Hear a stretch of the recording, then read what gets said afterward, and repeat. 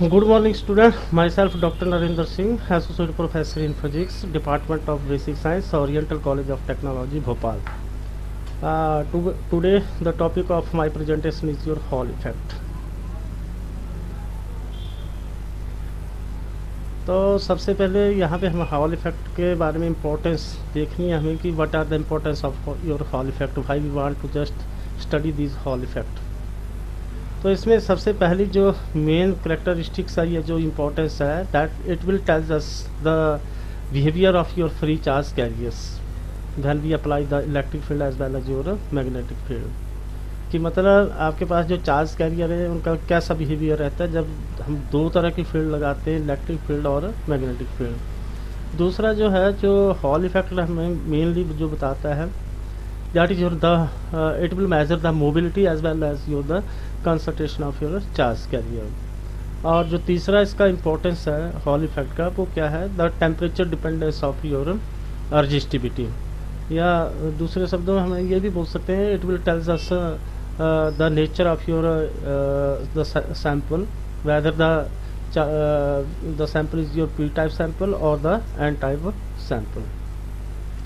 तो बेसिकली यहाँ पे जो हॉल इफेक्ट है, वो हॉल इफेक्ट में किया क्या है, हमारे पास एक सैंपल है, वो सैंपल मेटल का भी हो सकता है, सेमीकंडक्टर मटेरियल का भी हो सकता है। Then what we have done, Hall ने क्या किया कि यहाँ पे he has applied the electric field as well as your magnetic field and both the fields are perpendicular to each other. जब ये इलेक्ट्रिक फील्ड और मैग्नेटिक फील्ड अप्लाई करी हॉल ने, देन व्हाट विल हैपन, एक और field develop होगी जो कि गिवन जो फील्ड थी इलेक्ट्रिक और मैग्नेटिक फील्ड, उसके परपेंडिकुलर एक और फील्ड डेवलप हुई, और इस फील्ड को क्या बोल दिया गया, that particular field is known as your Hall field and this phenomena is known as your Hall effect. और ये जो फिनोमिना हुआ इसको क्या बोल दिया गया, हॉल इफेक्ट। तो ये हमारा एक सैंपल है, इस सैंपल की जो लेंथ है दैट इज योर एल, और जो इसकी विड्थ है, इस सैंपल की जो विड्थ है दैट इज योर डी। अब इस सैंपल में एक्स एक्सिस से क्या किया हॉल ने, that your he has applied the electric field, और जेड डायरेक्शन से क्या अप्लाई किया, he has applied the magnetic field. Then what will happen, जो बाई डायरेक्शन है उसमें एक फील्ड डेवलप होगी, उस पर्टिकुलर फील्ड को क्या बोल दिया गया, that particular field is known as your Hall field. और जैसे यहाँ पे है फ्रंट फेस, ये आपके पास पॉजिटिव बाई एक्सिस है, और इसका जो बैक फेस है that is your negative by axis. अब इस सैंपल में देखें कि हमारे पास जो है, ये एक्स एक्सिस से हमने क्या लगाया, इलेक्ट्रिक फील्ड लगाया, ओके, और उसी तरह से जेट एक्सिस से हमने क्या लगाया, that is your magnetic field लगाया। तो उससे जब हमने एक्स एक्सिस से इलेक्ट्रिक फील्ड लगाया, तो इलेक्ट्रिक फील्ड क्या करेगा, इलेक्ट्रॉन्स को मूव करना शुरू कर देगा just opposite to the applied electric field. ये इस तरह से इलेक्ट्रॉन मूव करना शुरू हो जाएंगे, जिससे क्या होगा, इस सैंपल में current density J X flow होगा, और जो इलेक्ट्रॉन की velocity along X axis that is your B D. और उसी तरह से हमने जेड एक्सिस से क्या लगाया, we have applied the magnetic field B Z from the Z axis. तो ये जो इलेक्ट्रॉन्स हैं ये क्या करेंगे, ये जो मैग्नेटिक फील्ड हमने जो जेड एक्सिस से लगाई, ये क्या करेगी, it will start to drift the electron in the positive Y axis. ये बाई एक्सिस की तरफ जो है इलेक्ट्रॉन को क्या करना करेगी, ड्रिफ्ट करना शुरू कर देगी। जैसे ये फ्रंट फेस में आपका पॉजिटिव बाई एक्सिस है, और सिमिलरली जो आपका बैक सरफेस है दैट जो नेगेटिव बाई एक्सिस, वहाँ पे इलेक्ट्रॉन्स की क्या होगी, डेफिशिएंसी होना शुरू हो जाएगा। जब इलेक्ट्रॉन की डेफिशिएंसी बैक सरफेस में होगी और फ्रंट में एक्सेसिव इलेक्ट्रॉन होंगे, then what will happen, it will produce the field, that particular field is known as your Hall field. अब ये किसके ऊपर डिपेंड करता है, टोटल का टोटल की जो फील्ड है, ये जो प्रोड्यूस्ड फील्ड है, इसकी जो डायरेक्शन होगी, ये टोटली डिपेंड करेगा आपके पास राइट हैंड थंब रूल के ऊपर। ये जो फिंगर्स हैं, ये finger is nothing, finger define या gives the direction of your applied field, where as the thumb gives the direction of your applied magnetic field. जैसे नेक्स्ट बैलेंस सैंपल में भी ये डायग्राम में भी ये चीज़ दिखाई गई है, ये इसमें भी सेम है, इसमें जस्ट जो अप्लाइड इलेक्ट्रिक फील्ड है इसकी डायरेक्शन अपोजिट हो गई है। तो बेसिकली अब इसमें होता क्या है कि जब हमने इसको सैंपल को क्या करा, इलेक्ट्रिक फील्ड और मैग्नेटिक फील्ड में लगाया, देन व्हाट विल हैपन, ये जैसे जेड एक्सिस से हमने मैग्नेटिक फील्ड लगाई, then this magnetic field start to exert the force on the electron so that the electron start to drift on the Y axis.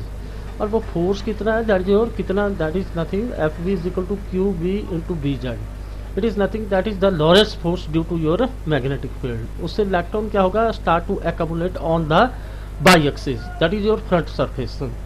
और जैसे ही electron सामने में या फ्रंट सरफेस के ऊपर एक्यूमुलेट होना शुरू हो जाएगा, consequently there is the deficiency of the electron on the back surface. और वो जो डेफिशिएंसी बैक सरफेस पे होगी और excessive electron positive, excessive electron front surface पे होंगे, they will produce the magnetic field which is known as your Hall field. अब ये जो हॉल फील्ड होगा ये भी क्या करेगा, इनकमिंग इलेक्ट्रॉन्स को के ऊपर it will also exert the force, और that particular force is equal to, ये कितना होगा, F is equal to Q into E. ये भी एक फोर्स एक्सर्ट करेगा इलेक्ट्रॉन को किसके ऊपर, Q into E, and this force is just opposite to the force exert on the electron by your magnetic field. तो यहाँ पे दो फोर्स लग गई इलेक्ट्रॉन के ऊपर बाई डायरेक्शन में, एक फ्रंट की तरफ लगी, दैट इज योर, जैसे इस स्लाइड में बताया हुआ है, एक फ्रंट की तरफ लगी due to magnetic field Q B into B D, और एक बैक की तरफ लगी due to Hall field Q into E. Ultimately what will happen, the equilibrium will be reached, और इक्विलिब्रियम जब आएगा then we will compare the equation 1 as well as your equation number 2। So what will happen, Q B B D is equal to Q into E. So therefore यहाँ से B D का जब हम value निकालेंगे, so B D is equal to E upon B, और that will equal to B H upon BD into BH upon BD. Now we know that this current density, यहाँ पे अगर आप देखेंगे, that is your current density, I am writing here, जो आपके पास current density J will be equal to किसके बराबर होता है, I upon A। So current density किसके बराबर होता है, J will be equal to I upon A। तो यहाँ से I का वैल्यू निकालेंगे, सो I is equal to NE BD into A.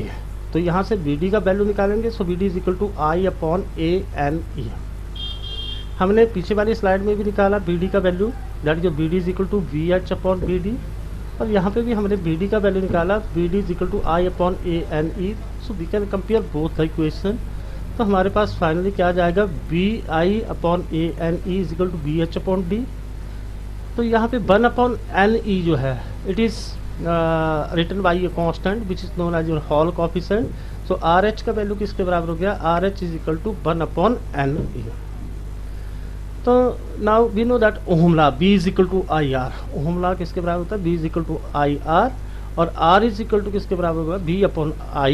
तो यहाँ पे भी हम इसको ओहम लॉ के अकॉर्डिंग कर सकते हैं। तो ओहम लॉ के अकॉर्डिंग क्या आ जाएगा, BH upon I is equal to B D upon A N E, जो कि पीछे से है, B H upon A N E किसके बराबर होगा, that will be the things. तो यहाँ से ये जो आर है, R is nothing that is the resistance of the given sample. Now again we know that R is equal to, R is directly proportional to D upon A. D means breadth और A is your area, और जब हम proportionality हटाएंगे then it will becomes R is equal to rho D upon A. Here rho is nothing, it is the resistivity of the sample. तो यहाँ पे हमने रो का वैल्यू निकाल के यहाँ से पीछे से जो वैल्यू है वो डाल दिया हमने। सो हमारे पास रो का वैल्यू किसके बराबर आ गया, B upon N A. Now we know that the conductivity is a reverse of your resistivity. So मतलब यहाँ से ऊपर वाली इक्वेशन से हमारे पास क्या आ गया, rho is equal to N E upon V. Again we know that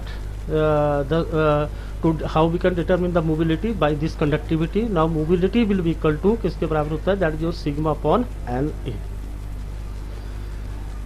Now यहाँ पे we have the four applications of this Hall effect. First of all, the determination of n type or the p type of semiconductor, the nature of the charge carrier। यहाँ हमें simple सी बात ये याद रखना है कि अगर हॉल कोफिशिएंट का वैल्यू पॉजिटिव आएगा तो आपके पास जो चार्ज कैरियर्स हैं सैंपल में वो होल्स हैं, अगर नेगेटिव आएगा तो चार्ज कैरियर्स जो हैं दैट इज योर इलेक्ट्रॉन्स।